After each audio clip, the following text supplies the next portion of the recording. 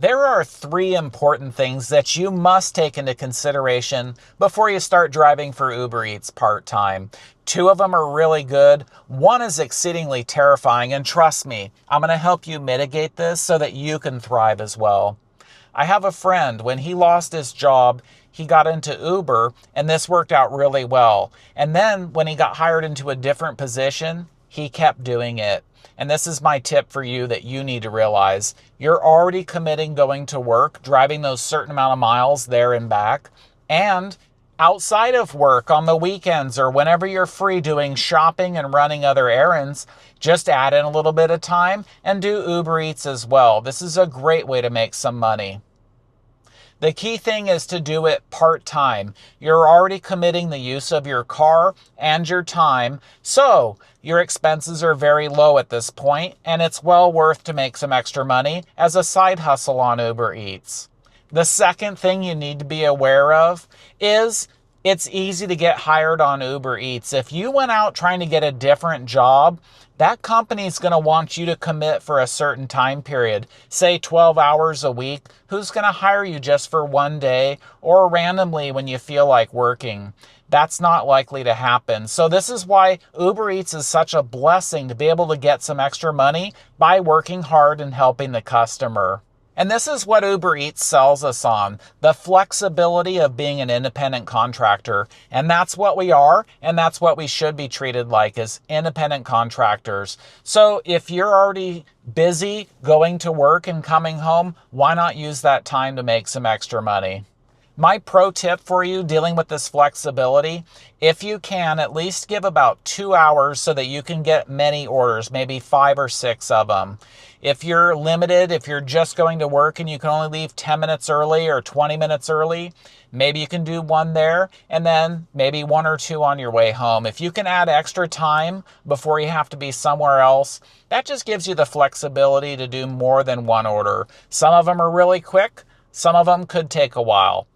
The third thing, which is really terrifying, Uber Eats isn't lying to us, but they are manipulating because you just assume you're making your money from doing this work. But in reality, the miles on your car are going to kill you and bankrupt you if you're not careful. That's why I said do this part-time. If you're already going to work and you're already coming home, you've committed to those miles. Well, Uber Eats is not paying you fairly and fully for your time and the miles on your car.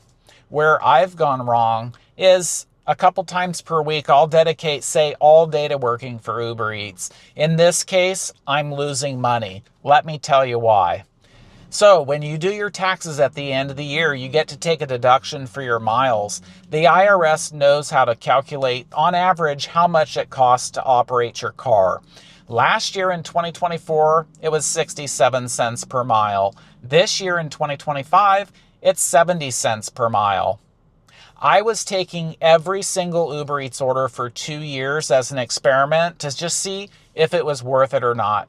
Well, when I looked at my earnings based on my mileage, I'm losing money. I need to take my own advice. On average, for 2 years, I was making 65 cents per mile. That's really sad. I'm sure you can see the gap right here. All the income that I was earning was actually coming out of the life of my car. That's not very good, and it's not a wise business decision. Please don't repeat my mistake. Only do Uber Eats part-time if you're going to and from work where you're already committing to using your car for those miles. If you go out and just do it all day purposely only to make money on Uber Eats, then you're going to have to be especially selective and only take the highest paying orders. Otherwise, you're actually getting paid out of the life expectancy of your car. Don't repeat my mistake. So right now, even if you don't want to do Uber Eats part-time, just look into your daily life now. Before I did gig work, I had no idea how much it was actually costing me to drive my car. So for you, maybe now you'll consider different options in how far away you choose to work at a company and come home, all that mileage. Also, errands that you go run. Everything is costing you money. Sadly, I wasn't aware of that before, but now because of Uber Eats, I am. So I pay attention to how many miles I put on my car for any reason.